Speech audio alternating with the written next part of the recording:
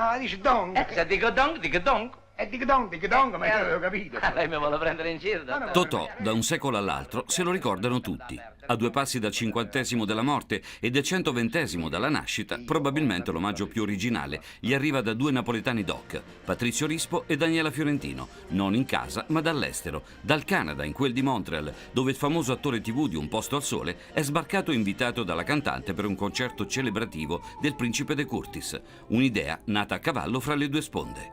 L'anno scorso abbiamo deciso di fare con Daniela Fiorentino uno show, un recital dedicato a Totò a 50 anni dalla morte. Finalmente è stato celebrato in tutta Italia con gli onori che gli spettavano, finalmente ha avuto un largo dedicato a lui e alla sanità, che è il suo quartiere d'origine, e il piacere di raccontare la sua vita, perché poi con le sue poesie, le sue canzoni facciamo conoscere anche l'uomo Totò e non solo quello che conosciamo tutti dei film.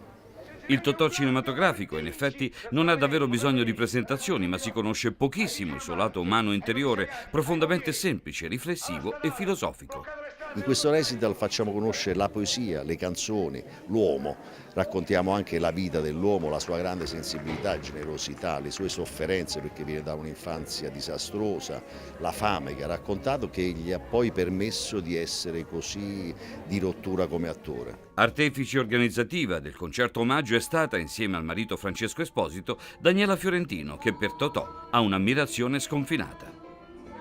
Siamo qui per portare in scena il genio di Totò, questo grande artista che vi faremo scoprire non soltanto dal punto di vista cinematografico, che è il Totò che tutti conoscono, ma nella sua più profonda umanità, quindi con le sue poesie dove parla dell'amore, delle donne, della sua Napoli, in vero napoletano. Una collaborazione, quella fra Daniela Fiorentino e Patrizio Rispo, che nasce da lontano.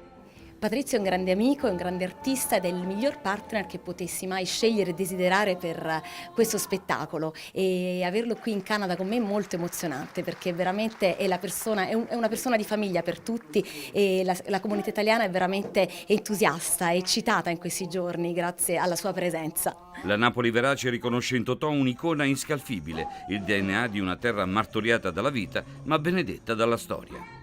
Totò è il nostro marchio, veramente entra nelle nostre vene, il nostro modo di essere napoletani tutti i giorni, è il nostro binario di filosofia di vita, dico io. Sì. Professionalità, calore, sentimento, musicalità e simpatia sono andate felicemente a braccetto al centro Leonardo da Vinci, riempito come nuovo dai 500 e passa fans accorsi ad applaudire Rispo e la Fiorentino, ma anche il ricordo eccezionale di un uomo che si fregiava di 30 titoli, ma che resterà eternamente famoso col nomignolo di Totò.